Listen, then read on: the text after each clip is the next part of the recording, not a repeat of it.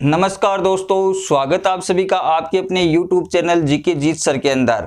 अपन ने देखिए जो राजस्थान की ज्योग्राफी स्टार्ट की है, जो रीट भर्ती परीक्षा हैं, पटवार हैं, राजस्थान पुलिस हैं, हाई कोर्ट है या जितने भी टीचर की जो एग्ज़ाम है उन सभी में जो राजस्थान की ज्योग्राफी हैं ये आती हैं। तो अपन ज्योग्राफी, राजस्थान की, इंडियन, विश्व सारे टॉपिक अपन क्लियर करेंगे। रीट भर्ती का पूरा सिलेबस अपन यहाँ पर कंप्लीट करने वाले हैं। तो दोस्तों अपन ने ज्योग्राफी का पहला टॉपिक पूरा कर लिया था, राजस्थान की स्थिति विस्तार के बारे में। दूसरा जो अपना टॉपिक है राजस्थान के भौतिक प्रदेश, ये अपन ने स्टार्ट किया, उसका एक वीडियो पूरा हो गया। जो राजस्थान की 4 भौतिक प्रदेश है उसमें सबसे पहला जो भौतिक प्रदेश है पश्चिमी मरुस्थलीय प्रदेश, उसके बारे में अपन ने पूरा पढ़ लिया। आज अपन पढ़ने वाले हैं किसके बारे में?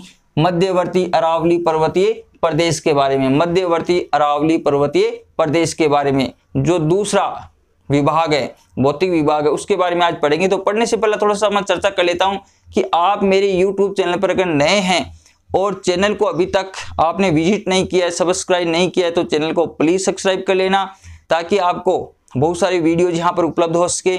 मेरी कोशिश ये रहेगी कि मैं ज़्यादा से ज़्यादा आपको वीडियो के माध्यम से उपलब्ध करवा सकूँ, ठीक है। और वीडियो को आप अंत तक जरूर देखिए ताकि आपके पूरा टॉपिक है वो क्लियर हो जाए। पूरे टॉपिक को मैं क्लियर कराने की कोशिश आपको करूंगा।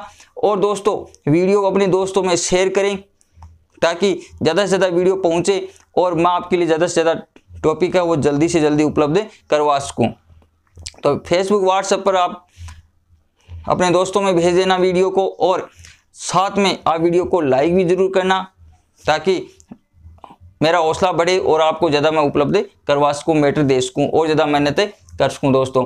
तो अब चलते हैं। देखो आज का जो अपना टॉपिक है जो राजस्थान के भौतिक प्रदेश का दूसरा विभाग, पहला जो भौतिक प्रदेश था उसके बारे में अपन ने पढ़ लिया। ये पश्चिमी मरुस्थलीय जो प्रदेश हैं, मरुस्थलीय भाग, इनके बारे में अपन ने चर्चा कर ली पूरी, लगभग मैंने बता दिया। अगर कोई चीज़ रही है तो वो मैं आपको फिर अन्य वीडियो के माध्यम से अलग से आपको बता दूंगा। और आज का जो अपना टॉपिक है ये दूसरा जो भौतिक प्रदेश है इसके बारे में। तो दूसरा जो ये भौतिक प्रदेश है वो कौन सा? मध्यवर्ती अरावली प्रदेश। ये पहला भौतिक प्रदेश और ये हो गया दूसरा अपना भौतिक प्रदेश, ठीक है दोस्तों। अब देखो इसका फैलाव आप यहाँ से देख सकते हैं कहाँ से कहाँ तक है, तो अपन चर्चा करेंगे इसके बारे में। तो सबसे पहले अपन इसकी उत्पत्ति की बात कर लेते हैं। तो ये किसके अवशेष माने जाते हैं? अवशेष, वैसे मैंने आपको पहले बता दिया, अवशेष गोंडवाना लैंड की। किसके? गोंडवाना लैंड, गोंडवाना लैंड के अवशेष माने जाते हैं, ठीक है। और इनका जो महाकलप है कौन सा? एजोइक महाकलप, एजोइक, एजोइक महाकलप। कौन से कलप में? एजोइक महाकलप, एजोइक महाकलप, ठीक है। कि प्री कैम्ब्रियन जो काल है उसके अंदर इसकी उत्पत्ति हुई। कौन से काल में? प्री कैम्ब्रियन, प्री कैम्ब्रियन,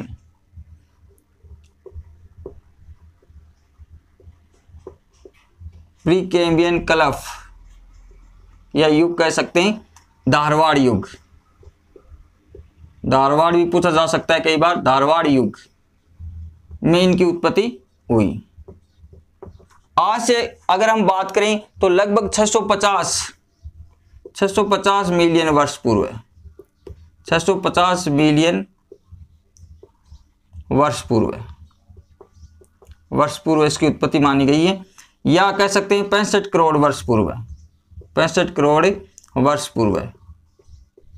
वर्ष पूर्व इनकी उत्पत्ति मानी गई है। तो ये आपको विशेष रूप से ध्यान रखना है। कई बार यहाँ से उठा करके सीधा ही क्वेश्चन पूछ लिया जाता है कि किसके अवशेष हैं? अरावली पर्वत श्रृंखला हैं, तो ये गोंडवाना लैंड के। मैंने आपको पहले ही बताया कि अरावली पर्वत श्रृंखला हैं और जो पठारी भाग हैं वो किसके? गोंडवाना लैंड के अवशेष हैं। और जो आपके मरुस्थलीय भाग हैं और इसके अलावा जो मैदानी भाग है, ये जो मैदानी भाग हैं ये किसके अवशेष हैं? तेतीज महासागर के अवशेष हैं, ठीक है। और कौन से महाकलप में? एजोइक महाकलप में। कौन से? प्री कैम्ब्रियन कलप ठीक है, या युग धारवाड़ युग के अंदर इसकी उत्पत्ति हुई। आज से लगभग 65 करोड़ वर्ष पूर्व इसकी उत्पत्ति मानी गई है। और प्री कैम्ब्रियन जो क्लफ है, प्री कैम्ब्रियन जो क्लफ है उसकी अगर हम बात करें कि इसका प्री कैम्ब्रियन क्लफ है, उसका वर्णन किसने किया था, वर्णन किसने किया था, इसका वर्णन किया था एएम हेरोस ने 1923 में, हेरोस ने किया था 1923 में, इसका वर्णन किया था प्री कैम्ब्रियन क्लफ का। तो ये भी आप ध्यान यहाँ पर रख सकते हैं, क्वेश्चन यहाँ पर बन सकता है कि प्री कैम्ब्रियन क्लफ, ठीक है, अरावली पर्वत श्रृंखला से, तो इसका वर्णन 1923 में किया गया था। आगे आपके बात समझ में। अब देखो, अब अपन चलते हैं इनका विस्तार। अब क्या पढ़ते हैं, विस्तार के बारे में पढ़ते हैं। मैं आपको ये मिटा देता हूं एक बार, तो आप यहां पर स्क्रीनशॉट ले सकते हैं। गोंडवाना एजोइक महाक्लब के प्री कैम्ब्रियन क्लब धारवाड़ युग के अंदर इसकी उत्पत्ति 65 करोड़ वर्ष पूर्व हुई थी और इसका वर्णन एम हेरोस ने किया था। अब देखो आगे पढ़ते हैं इनका विस्तार। इनका विस्तार, विस्तार कहां से कहां तक है, इनका विस्तार कहां से कहां तक है। तो सबसे पहले मैं इसका विस्तार भारत के संदर्भ में बात करूंगा। अगर हम भारत के संदर्भ में बात करें तो देखो ये भारत का मैं मानचित्र बना देता हूं, आपको थोड़ा सा बता देता हूं। अगर ये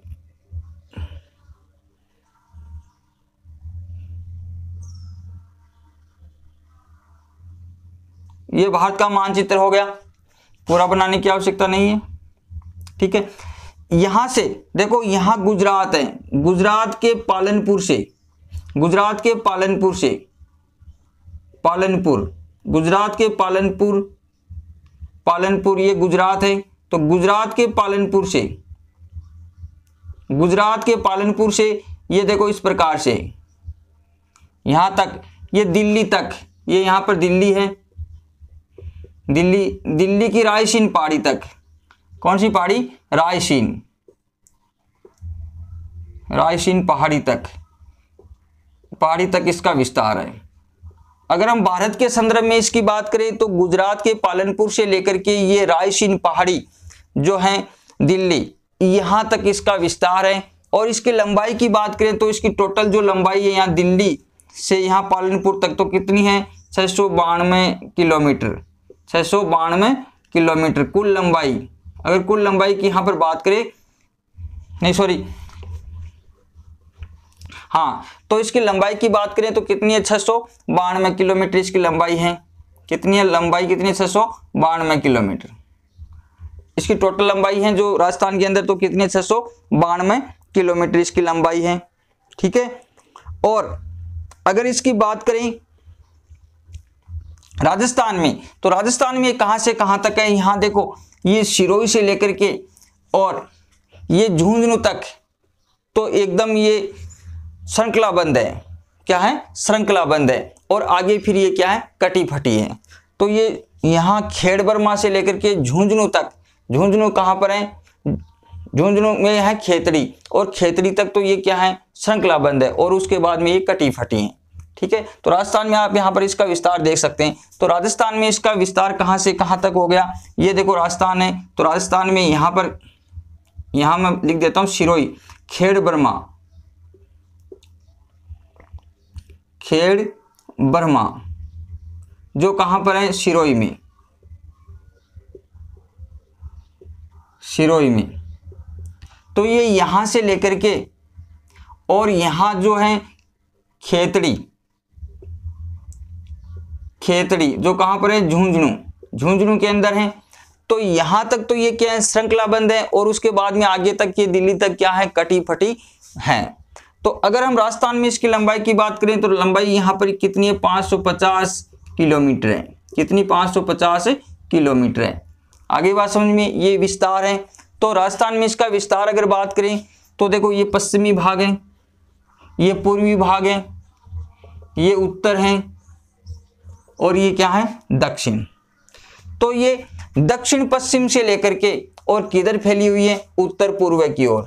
दक्षिण पश्चिम से लेकर के उत्तर पूर्व की ओर ये फैली हुई है, ठीक है।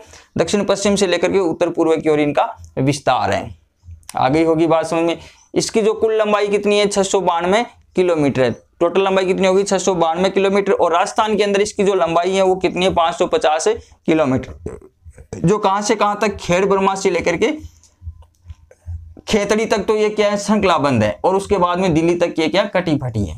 तो यहां से यहां तक इसकी लंबाई कितनी होगी 550 किलोमीटर राजस्थान के अंदर इसकी लंबाई है। कई बार एग्जाम में ये पूछ भी लिया जाता है राजस्थान के अंदर इसकी लंबाई कितनी 550 किलोमीटर। टोटल लंबाई कितनी होगी 692 किलोमीटर हो गई। ये यहां पर आपके समझ में आ गया होगा। अब देखो, और इसका विस्तार आप देख सकते हैं, इधर उत्तर पूर्व से ये विस्तार है, किधर दक्षिण पश्चिम की ओर ये विस्तार है। तो दक्षिण पश्चिम से उत्तर पूर्व की ओर इनका विस्तार है। अब आगे अगर हम बात करें, आगे अगर इसकी बात करें कि इसका जो जड़ कहां पर है, इसकी जड़ है, देखो जड़ यहां पर है। ये जैसे यहां पर आप है मिन्निकाय द्वीप, लक्षद्वीप में है, लक्षद्वीप में यहां पर है मिन्निकाय द्वीप। कौन सा द्वीप है मिन्निकाय, लक्षद्वीप में है मिन्निकाय द्वीप है यहाँ पास में। यहां इसकी क्या मानी जाती है जड़ मानी जाती है। और ये यहां पर अरब सागर है, अरब सागर। और अरब सागर को इसका क्या कहा जाता है पिता कहा जाता है। अरब सागर को इसका क्या कहा जाता है पिता कहा जाता है। ये आप ध्यान रखेंगे। तो ये आपके विस्तार से संबंधित बात हो गई। तो कहां से कहां तक, तो भारत के संदर्भ में बात करें तो गुजरात ये पालनपुर से, ठीक है, यहां से स्टार्ट होती है गुजरात पालनपुर से, ठीक है। और ये कहां तक, यहां पर दिल्ली है, यहां पर दिल्ली है। तो दिल्ली की रायसीन जो पहाड़ी है वहां तक इसका विस्तार है। टोटल लंबाई कितनी है 692 किलोमीटर है। और रायसीन जो पहाड़ी है, ठीक है, इसके बारे में सबसे पहले एडविन लुडविन के द्वारा 1911 के अंदर बताया गया था। तो ये आपको ध्यान रखना है। और राजस्थान के संदर्भ में यहाँ सिरोही है, और सिरोही से खेड़ ब्रह्मा से लेकर के ये झुंझुनू जो है, झुंझुनू वहां पर खेतड़ी, ठीक है, वहां तक ये श्रृंखला बंद है। उसके बाद में दिल्ली तक ये कटी फटी है। तो यहां तक इसकी लंबाई कितनी हुई 550 किलोमीटर हो गई। अब इसकी अगर जड़ की बात करें तो जड़ कहां पर है, तो जड़ यहाँ नीचे देखो ये मानचित्र है, और यहाँ अरब सागर है। अरब सागर के अंदर यहाँ लक्षद्वीप है, लक्षद्वीप के पास में मिन्निकाय द्वीप, तो वो जड़ मानी जाती है इसकी। और अरब सागर को उसका क्या कहा जाता है पिता कहा जाता है। आगे होगी आपकी बात समझ में ये इतनी। अब आगे अपन चर्चा करते हैं। देखो विस्तार तो इनका हो गया, ये आपके शायद समझ में आ गया होगा विस्तार।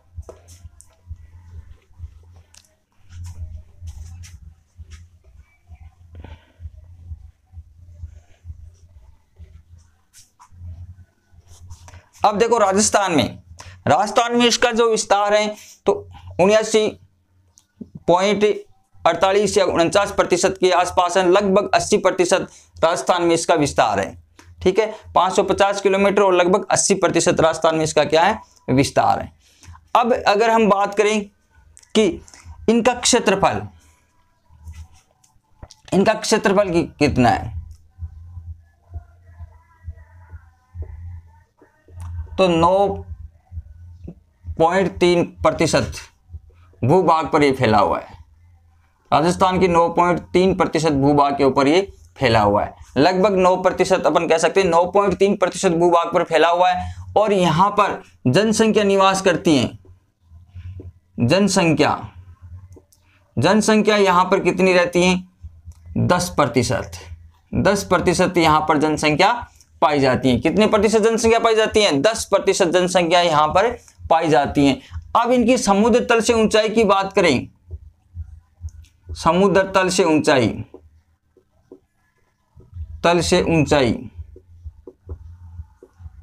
औसत ऊंचाई कितनी हो गई 930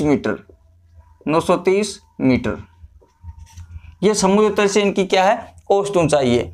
तो ये अगर हम बात करें इनकी क्षेत्रफल इनका कितना है, कितने क्षेत्र में फैला हुआ है, तो 9.3% भूभाग पर ये फैला हुआ है। जैसे ये पश्चिम रूस्तली भाग 61.11% भूभाग पर 40% इसमें जनसंख्या रहती है।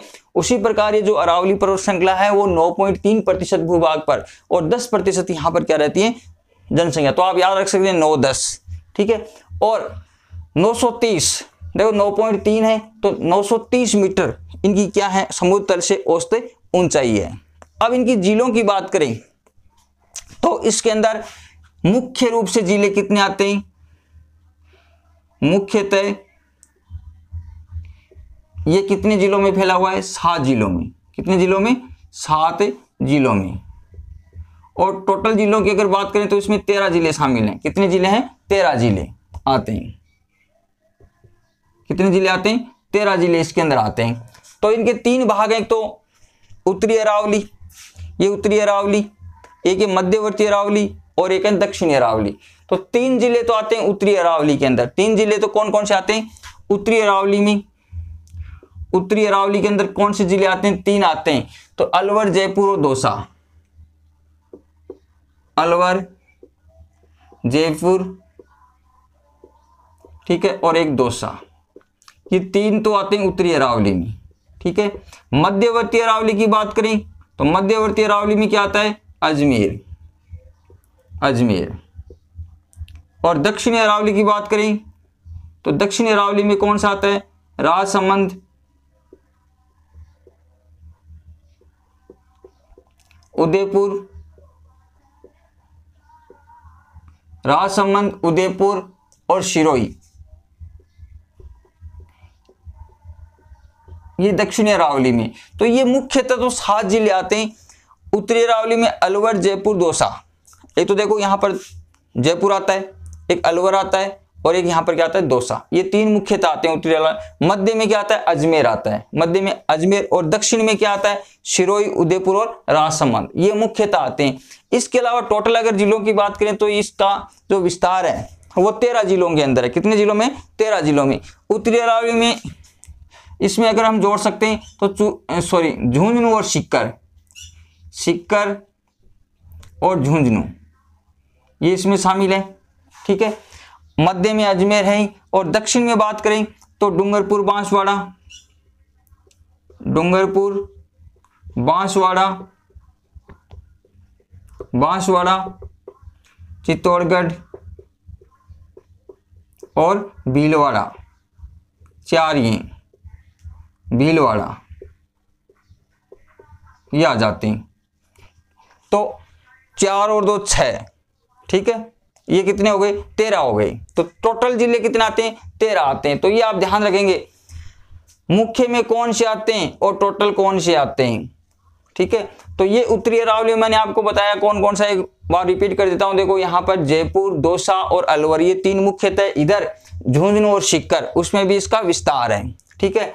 और यहाँ मध्यवर्ती में अजमेर आता है और दक्षिण में मुख्यतः सिरोही, उदयपुर और राजसमंद ये 3 आ जाते हैं। सिरोही, उदयपुर, उदयपुर और राजसमंद ये 3 आ जाते हैं। इसके अलावा ये देखो यहाँ पर भी इनका विस्तार है। डूंगरपुर, बांसवाड़ा में, चित्तौड़गढ़ और भीलवाड़ा में भी इसका क्या है? विस्तार है। कुछ पहाड़ियां यहाँ पर भी इनसे अलग रूप में पाई जाती हैं। तो मुख्यतः 7 जिले और टोटल कितने हो गए? 13 जिले इसमें शामिल हैं। आ गई होगी आपके बात समझ में। अब देखो इनकी विशेषताओं की चर्चा कर लेते हैं पहले, उसके बाद में इसका वर्गीकरण पढ़ेंगे। तो इतनी आपके बात समझ में आ गई होगी। इनका क्षेत्र कितना हो गया? 9.3। जनसंख्या यहाँ पर कितनी रहती है? 10%। समुद्र से ऊंचाई कितनी हो गई? 923। मुख्यतः कितने जिले आते हैं? 7। टोटल जिले कितने हैं? 13, ठीक है। अब देखो आगे अगर मैं बात करूं इनकी विशेषता की,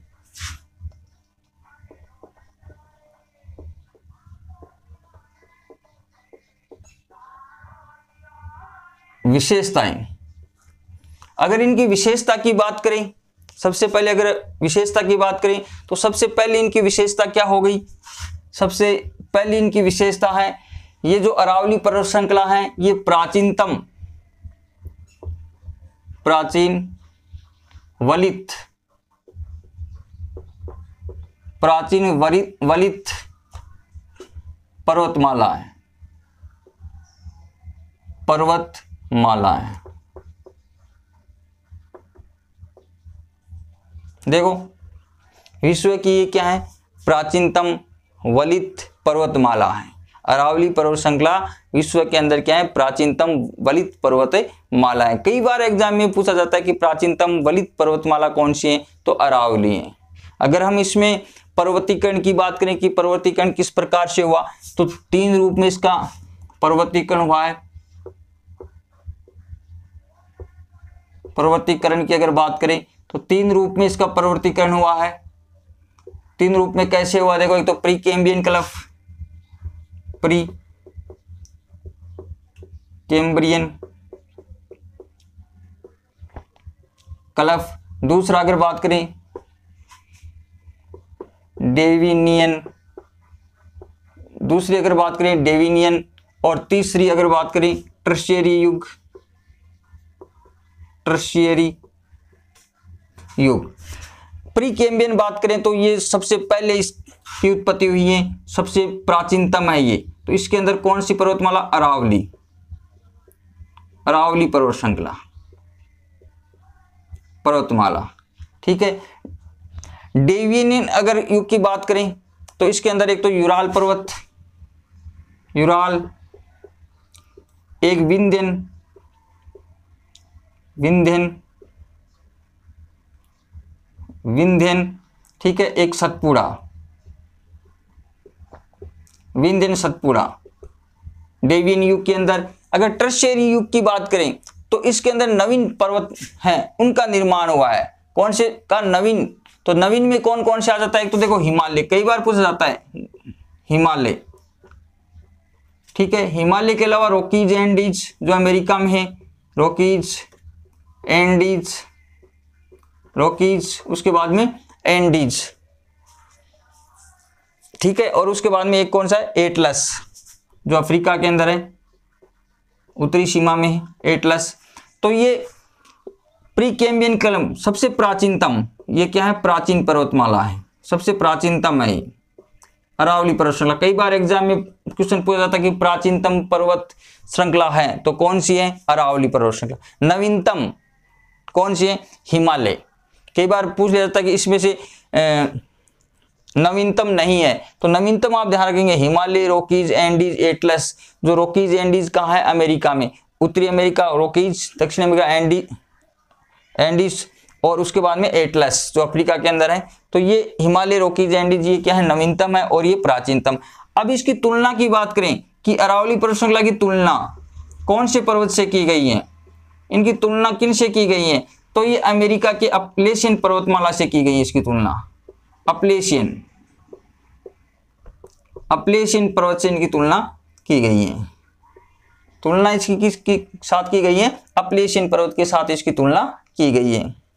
तो ये पर्वतीकरण है जो मैंने आपको बता दिया। तो कई बार पूछते हैं प्राचीनतम कौन सा? अरावली। नवीनतम कौन सा? आपको ये याद रखना है, हिमालय पर्वत श्रृंखला है, ठीक है। तो कौन से में? टर्शियरी युग के अंदर जो चट्टानें हुई है उसके अंदर इनकी उत्पत्ति हुई है। तो ये नवीनतम है, ये प्राचीनतम है। अगली देखो इसकी विशेषता,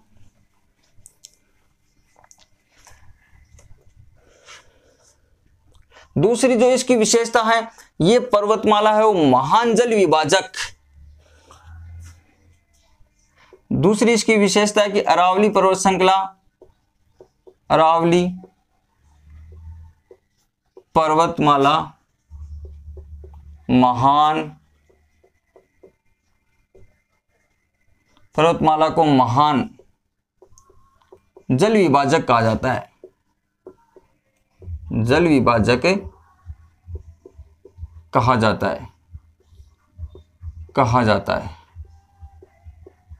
ये भी कई बार पूछा जाता है कि राजस्थान के कौन से भौतिक प्रदेश को महान जल विभाजक कहा जाता है? तो मध्यवर्ती अरावली पर्वतमाला को महान जल विभाजक कहा जाता है। या राजस्थान को दो भागों में ये अलग अलग करती हैं, तो इसको महान जल विभाजक क्यों कहा जाता है? देखो नदियां हैं, ये बीचों बीच यहाँ से निकलती हैं, तो एक तरफ इधर सतलज नदी है और एक तरफ इधर जो गंगा नदी है। तो गंगा नदी की जो सहायक नदियां हैं वो इधर आ जाती हैं, ठीक है, और जो इधर वाली नदियां हैं वो क्या है? इधर जाती हैं। तो इधर वाली नदियां बंगाली खाड़ी में और इधर वाली कहाँ गिरती हैं? अरब सागर में, अरब सागर में गिरती हैं। कच्छ है, कच्छ की खाड़ी है, खंबाती खाड़ी है, अरब सागर है, उसमें गिरती हैं। और इधर वाली नदियां किधर गिरती हैं? बंगाल की खाड़ी में। इसलिए ये क्या करता है? महान जल विभाजक का काम करता है। आगे होगी बात समझ में। एक बार रिपीट कर देता हूं कि राजस्थान के बीचों बीच है, इधर वाली नदियां तो इधर चली जाती है बंगाली खाड़ी में, और इधर वाली जो नदियां हैं वो कहाँ चली जाती हैं? कहाँ चली जाती हैं? अरब सागर में चली जाती हैं। तो इस कारण इसको क्या कहा जाता है? महान जल विभाजक कहा जाता है। ये जल को क्या करता है, अलग अलग कर देता है, इधर वाली नदियों को इधर और इधर वाली नदियों को इधर कर देता है। या अगर बात करें तो जो 50 डिग्री समवर्षा रेखा है, वो मैंने कल आपको बताई थी, ये यहाँ अरावली की क्या निकलती है, समांतर निकलती है। ठीक है, समांतर निकलती है। इधर 50 सेंटीमीटर से कम वर्षा होती है और इधर 50 सेंटीमीटर से अधिक वर्षा होती है, तो इसी कारण भी इसको महान जल विभाजक कहा जाता है। अब देखो अगली इसकी विशेषता की बात करें, अगली अगर हम इसकी विशेषता की बात करें तो यहां पर आग्नेय चट्टान पाई जाती है, आग्नेय चट्टान, आग्नेय चट्टान पाई जाती है। कौन चट्टान, आग्नेय चट्टान, या इसको क्या कह सकते हैं, प्राथमिक चट्टान कह सकते हैं, या इसमें ग्रेनाइट चट्टानें पाई जाती हैं, ग्रेनाइट नीस जो चट्टानें वो यहाँ पर पाई जाती हैं। तो आग्नेय जिसको इग्निस शब्द से बना है, जिसकी उत्पत्ति जब पृथ्वी बनी थी उसी समय हुई थी, क्योंकि वर्तमान में इनकी उत्पत्ति किन से हो रही है, ज्वालामुखी उद्गार से जो लावा निकलता है और लावा निकल करके इसका जमाव हो जाता है। तो जो सबसे पहले बनती है ये सबसे पहले बनी थी, इस कारण इसको प्राथमिक चट्टान भी कहते हैं। ठीक है, या इसको आग्नेय चट्टान कहते हैं। ये देखने में इग्निस शब्द मतलब अग्नि के समान लगती हैं, क्योंकि लावा होता है उसका रंग लाल होता है, अग्नि के समान ये दिखाई देता है और उसके जमा होने से ये बनी है। तो पृथ्वी बनी थी तो सबसे पहले आग्नेय चट्टान बनी, उसके बाद उसका कटाव होने के बाद में अवसादी बनी, और फिर दबाव बढ़ने के बाद में तापमान के द्वारा कौन सी बन गई, कायांतरित। जब उसके रूप में परिवर्तन हो जाता है तो कायांतरित या रूपांतरित चट्टान जिसको कहते हैं वो बनती है। तो आग्नेय चट्टानें तीसरी विशेषता।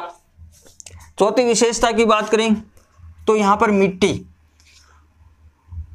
मिट्टी कौन सी पाई जाती है, यहां पर अगर बात करें तो पर्वतीय मिट्टी, पर्वतीय लाल मिट्टी यहां पर पाई जाती है, पर्वतीय या जिसको कह सकते हैं लाल मिट्टी यहां पर पाई जाती है। लाल मिट्टी जो कौन सी फसल के लिए उपयोगी है, मक्का की फसल के लिए क्या है, उपयोगी होती है। जो उदयपुर में मक्का की फसल काफी होती है, तो पर्वतीय लाल मिट्टी यहां पर पाई जाती है। वनस्पति की दृष्टि से ये क्या है, समृद्ध है। वनस्पति की दृष्टि से ये क्या है, समृद्ध है, समृद्ध है। वनस्पति की दृष्टि से अगर देखें तो काफी यहां पर वनस्पति पाई जाती है।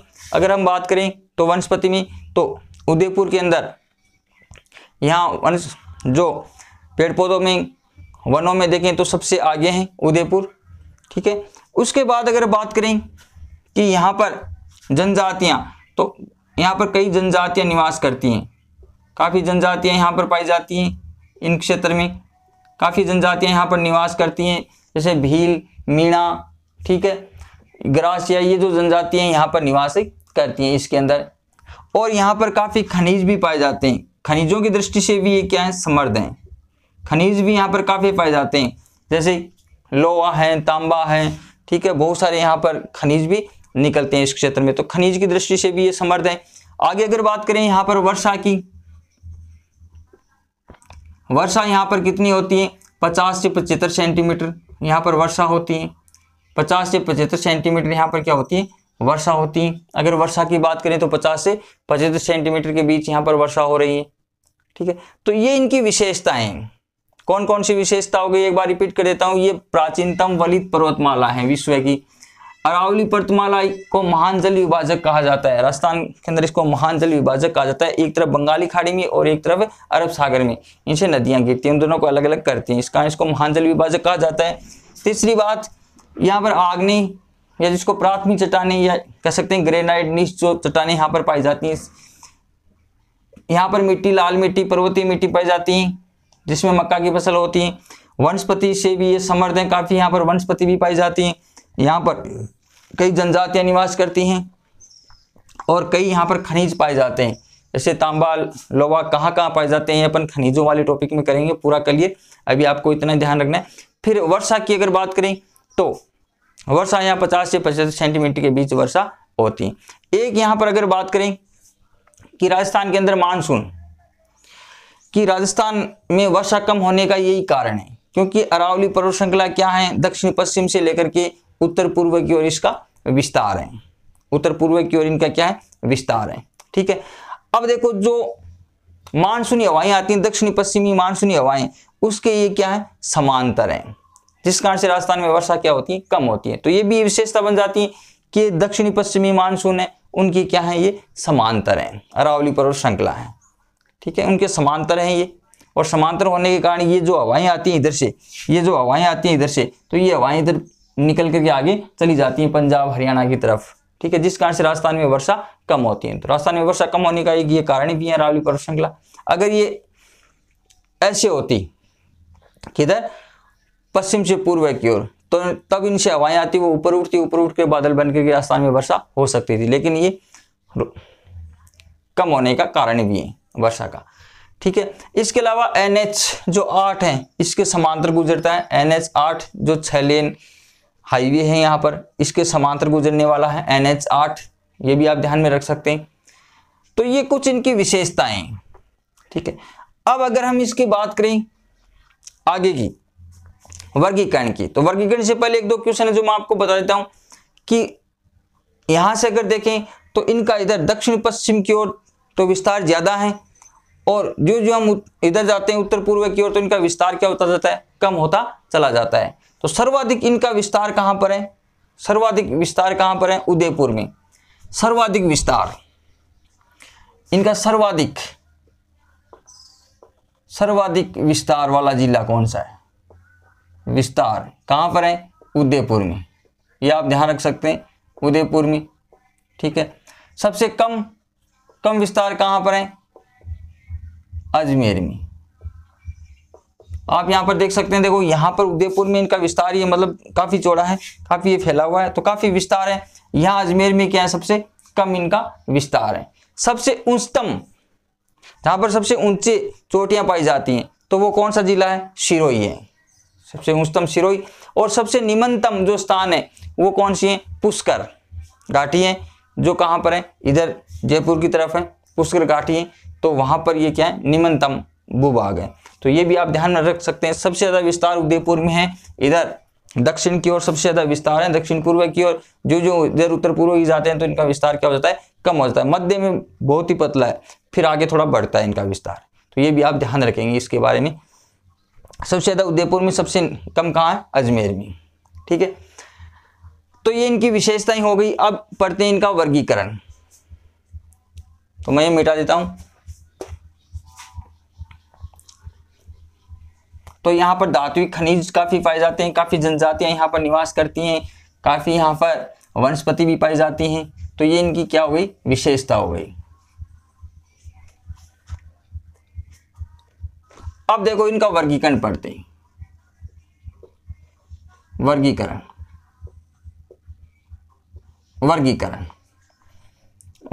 की अगर बात करें तो इनको 3 भागों में बांटा गया है। उत्तरी अरावली,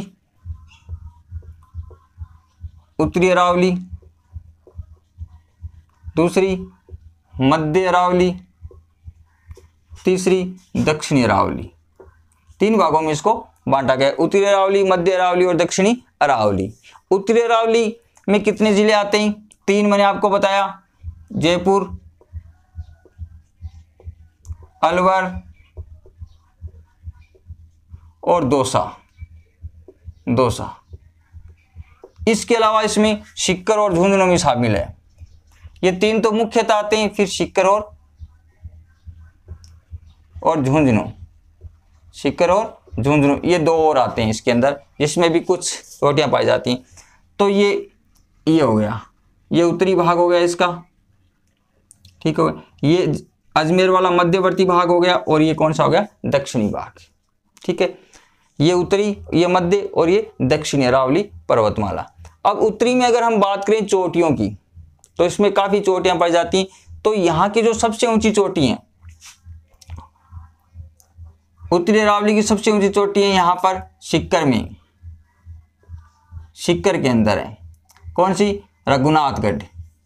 सबसे बात करें तो रघुनाथगढ़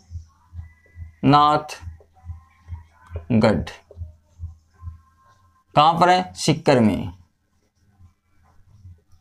जिसकी लंबाई है 1055 मीटर ऊंची चोटी। ठीक है, 1055 मीटर ऊंची कहां पर है, सीकर में, रघुनाथगढ़। यह आपको ध्यान में रखना है। उसके बाद में बात करें तो यहाँ सीकर में और भी हैं, ऊंची चोटियां कमलनाथ है 1001 मीटर ऊंची है।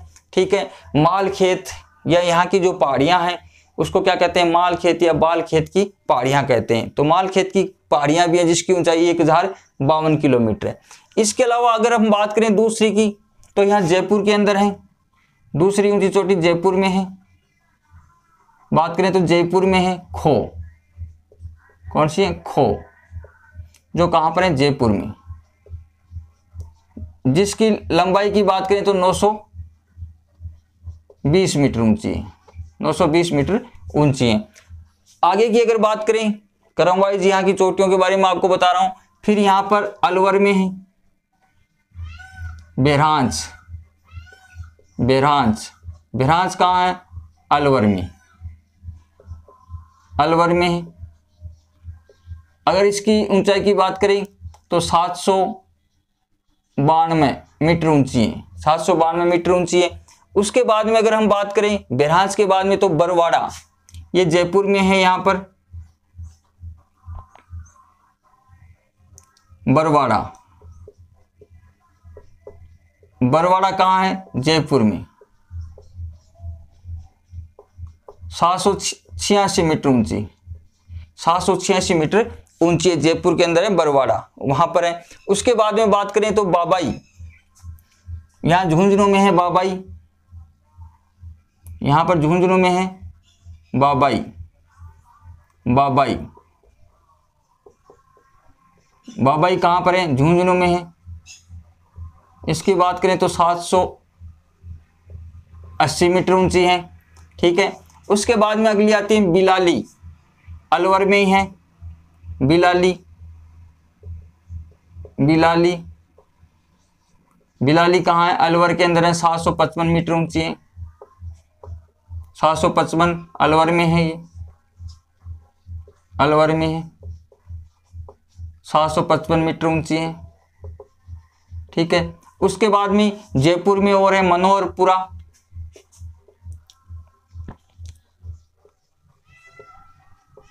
मनोहरपुर, जिसकी ऊंचाई है 747 मीटर ऊंची है, 747 मीटर ऊंची है। उसके बाद में बात करें बेराट, बेराट कहाँ है, अलवर में है, बेराट। ठीक है, बेराट की ऊंचाई कितनी है, 704 मीटर ऊंची है। और बेराट के बाद में बात करें अलवर में सरिस्का है, सरिस्का, सरिस्का जिसकी ऊंचाई 677 मीटर ऊंची है। ठीक है, उसके अलावा अगर हम बात करें भानगढ़, यहाँ पर भानगढ़ है, भानगढ़ की 649। और फिर जयगढ़ और नाहरगढ़, यहाँ पर दो और हैं चोटियाँ, एक तो जयगढ़ है जयपुर में, जयगढ़, और एक है नाहरगढ़, नाहरगढ़, ये कहाँ पर, दोनों जयपुर में है। एक की ऊंचाई 648 मीटर है और एक की ऊंचाई है 599 मीटर ऊंची। तो ये यहाँ की चोटियां हैं, आप देख सकते हैं यहाँ की चोटियां हैं। एक बार मैं वापस रिपीट कर देता हूं, देखो सीकर के अंदर सबसे जो उत्तरी अरावली की सबसे ऊंची चोटी कौन सी है, रघुनाथगढ़, सीकर के अंदर है रघुनाथगढ़, जिसकी लंबाई 1055 मीटर ऊंची है। जैसे राजस्थान में अरावली पर्वत की सबसे ऊंची चोटी गुरु सीकर है। ठीक है, अगर उत्तरी अरावली की बात करें तो सबसे ऊंची है रघुनाथगढ़, जो कहां पर है, सीकर के अंदर, 1055। तो यहां से क्वेश्चन आया हुआ भी है, सेकंड ग्रेड में भी आया था पीछे कि उत्तरी अरावली में कौन चोटी, मध्य अरावली की, दक्षिण अरावली की, तो इसका मिलान वाला क्वेश्चन आया हुआ है। ठीक है, उत्तरी मध्य, तो आपको ये ध्यान में रखना है उत्तर में कौन कौन सी है। तो रघुनाथगढ़ है सीकर में 1055, उसके बाद में खो कहाँ है, जयपुर में 920 मीटर ऊंची, फिर बेरहांच कहाँ है, अलवर में 792 मीटर ऊंची है। ठीक है, उसके बाद में अगर बात करें तो बरवाड़ा जो जयपुर के अंदर है 786 मीटर ऊंची है। इसके बाद में बाबाई आ जाती है झुंझुनू में, 780 मीटर ऊंची है।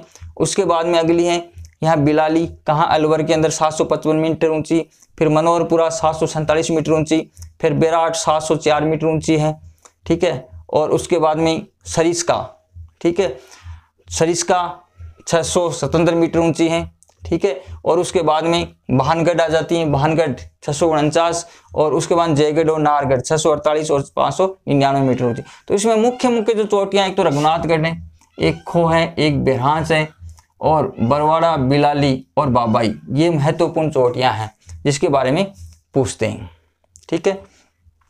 इसके अलावा अगर बात करें तो सीकर के अंदर जो है मालखेत की पहाड़ी है, 1052 मीटर ऊंची है, ठीक है। बालखेत की पहाड़ी भी है, और इसके अलावा कमलनाथ सीकर के अंदर है, कमलनाथ 1001 मीटर ऊंची है। इसके अलावा अगर बात करें झुंझुनू में, तो झुंझुनू में लोहागर है, झुंझुनू में कौन सी है, लोहागर भी पहाड़ी पाई जाती है, और तीर्थस्थान भी है लोहागर।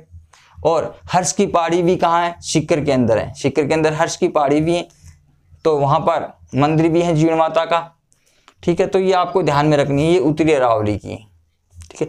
अब यहाँ की दरों की बात करें तो उत्तरी अरावली के अंदर कोई दरे नहीं है, दरे या नाल जो तंग रास्ता होता है पहाड़ियों के बीच में, ठीक है, उसको क्या कहते हैं, दरा या नाल कहते हैं। तो उत्तरी अरावली में कोई दरा या नाल नहीं है।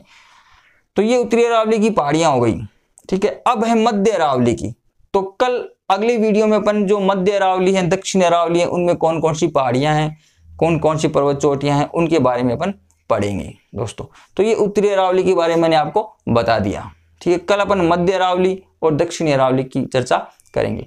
तो इनको वर्गीकरण आपको ध्यान रखना है। उत्तरी अरावली में 3 जिले हैं, जयपुर, अलवर, दौसा, और सीकर और झुंझुनू। वैसे 5 आ जाते हैं टोटल देखें तो, मुख्यतः 3 ही आते हैं उत्तरी अरावली के अंदर। तो ये सारी पहाड़ियां हैं। तो सबसे मुख्य तो रघुनाथगढ़ है 1055, दूसरी खो आपको याद रखनी 920 मीटर ऊंची, एक बेरहांस अलवर वाली याद रखेंगे 792। ये 3 तो मुख्य हैं, ये आपको ध्यान में रखना है। बाबाई भी कई बार पूछते हैं, तो 780 मीटर ऊंची है, ठीक है। तो आप इसको नंबर वाइज लिख सकते हैं, मैंने यहाँ पर सारी लिख दिया है, और आप याद कर लेना इसको। तो दोस्तों ये था आज का वीडियो, कल इसी को अपन आगे पढ़ेंगे। तो अगर आपको वीडियो अच्छा लगे तो लाइक, शेयर, कमेंट जरूर करना, चैनल को सब्सक्राइब करना ना भूलें, और अपने दोस्तों में आप शेयर जरूर कर देना, फेसबुक, व्हाट्सएप के ऊपर, इतना तो आप कर सकते हैं। तो धन्यवाद दोस्तों।